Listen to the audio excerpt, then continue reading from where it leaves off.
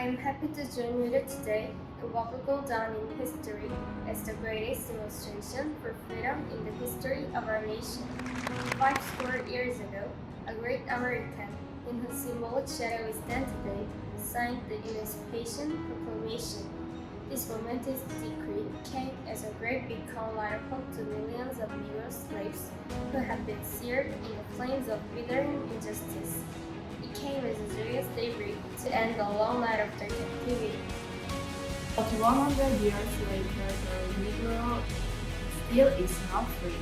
100 years later, the life of the Negro is still sadly crippled by methods of segregation and the chains of discrimination. 100 years later, the Negro lives on a lonely island of poverty in the midst of a vast ocean of material prosperity. 100 years later, the Negro is still languishes in the corners of American society and finds itself in exile in his own land. And so we've come here today to dramatize the same free condition. In a sense, we've come to our nation's capital to catch a check when the architects of our republic wrote a magnificent version of the Constitution and the Declaration of Independence. They were signing a promissory note to which every American was to forbear. This note was a promise that all men, yes, that the black man as well as the white man would be guaranteed the unalienable rights of life, liberty, and the pursuit of happiness. It is obvious today that America has defaulted on the promissory note insofar as here, citizens of color are concerned. Instead of honoring this clear obligation, America has given the Negro people a bad check, a check which has come back marked insufficient funds. But we refuse to believe that the Bank of Justice is bankrupt. We refuse to believe that there are insufficient funds in the great vault of opportunity of this nation. And so we've come to cash in this check, a check that will give us upon demand the riches of freedom and the security of justice. We have also come to this solemn spot to remind America of fierce urgency of now.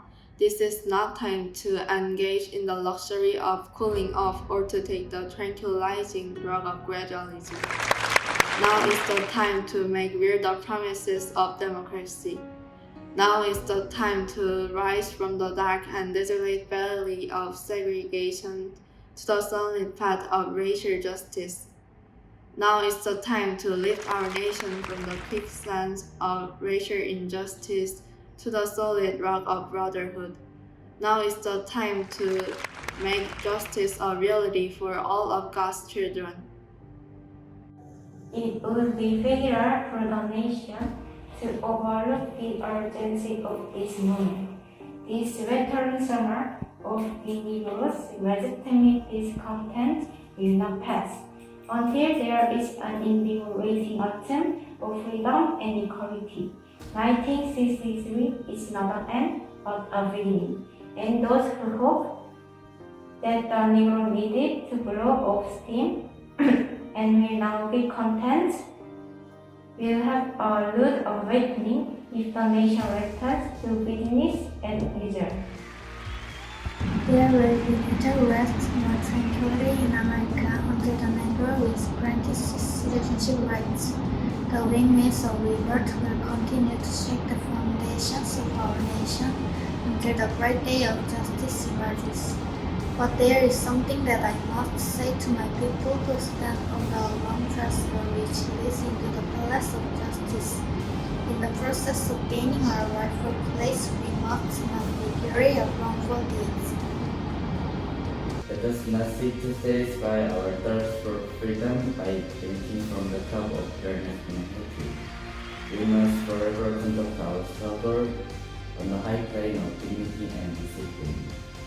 We must not allow our creative protest to degenerate into physical violence. Again and again, we must rise to the majestic height of meeting physical force with soul force. The marvelous illiteracy which has engulfed the Negro community must not lead us to a distrust of white people, for many of our white brothers, as evidenced by their freedom here today, have come to realize that their destiny is part of our destiny, and they have come to realize that with freedom, inextricably bound to our freedom. We cannot walk alone.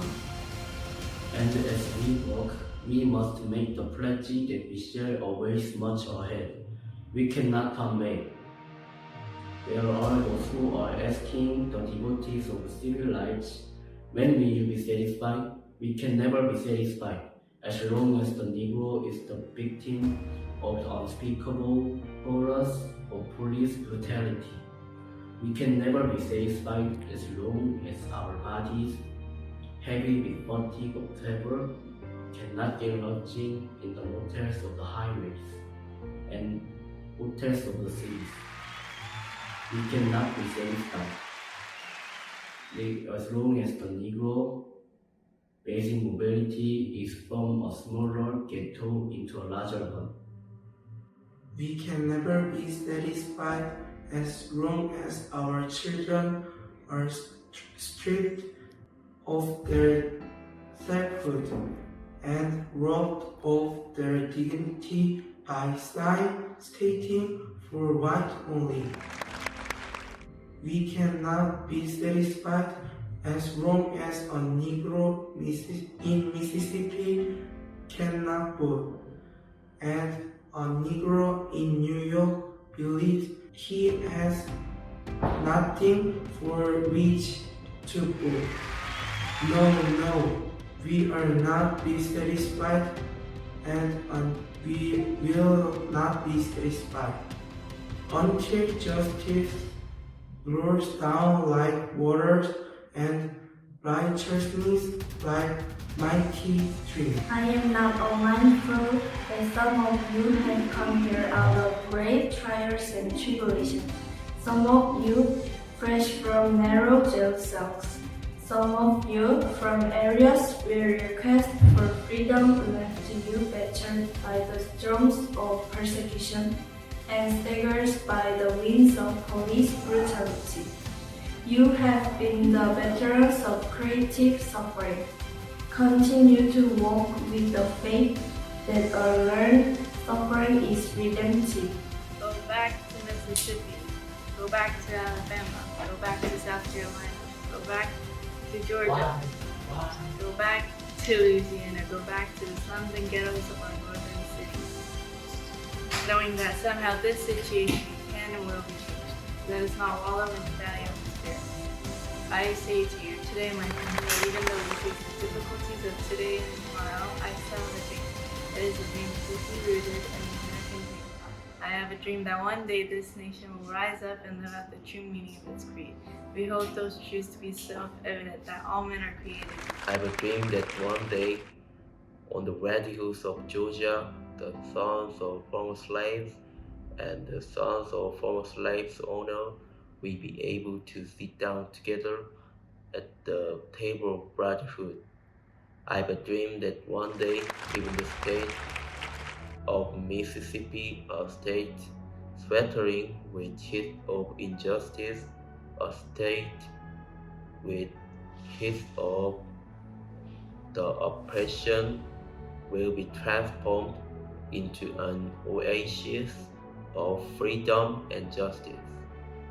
I have a dream that my 4 little children will live in a nation where they will not be judged by the color of their skin, but by the content of their character. I have a dream today.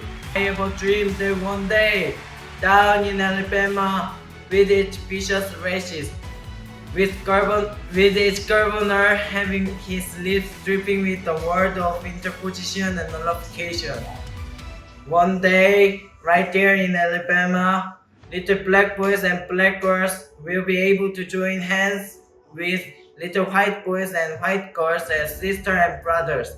I have a dream today. I have a dream that one day every valley shall be exalted, and every hill and mountain shall be made low.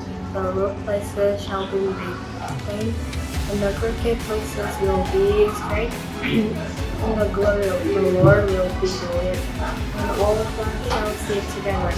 This is our hope. This is the faith that I go back to the country. With this way we will be able to go out the mountain of despair or son of hope. With this way we will be able to transform the jungle, this world of our nation into a beautiful city of brotherhood. With this faith, we will be able to work together, to pray together, to struggle together, to go to church together, to stand up for freedom together, knowing that we will be free one day. This will be the day when all of God's children will be able to sing with new meaning. My country, ties of thee, sweet land of liberty, of thee I sing. Land where my fathers died, land of the pilgrim's pride. From every mountainside let freedom ring. And if America is to be a great nation, this must become true. Let freedom ring from prodigious hill of New Hampshire. Let freedom ring from mighty mountain of New York. Let freedom ring from heightening alleghanies of Pennsylvania. Let freedom ring from snow-capped Rockies of Colorado. Let freedom ring from curvaceous slope of California. Let freedom ring from Lookout Mountain of Tennessee. Let freedom ring from Stone Mountain of Georgia. Let freedom ring from Hill and Molehill of Mississippi. From every mountainside, let freedom ring. And when this happens, and when we allow freedom to ring, when we let it ring from every village and every hamlet, from every state and every city, we will be able to speed up that day. When all of God's children, black men and white men, Jews and Gentiles, Christians and Catholics, will be able to join hands and sing in the wall of the old new speech. Free at last, thank God Almighty in the free at last.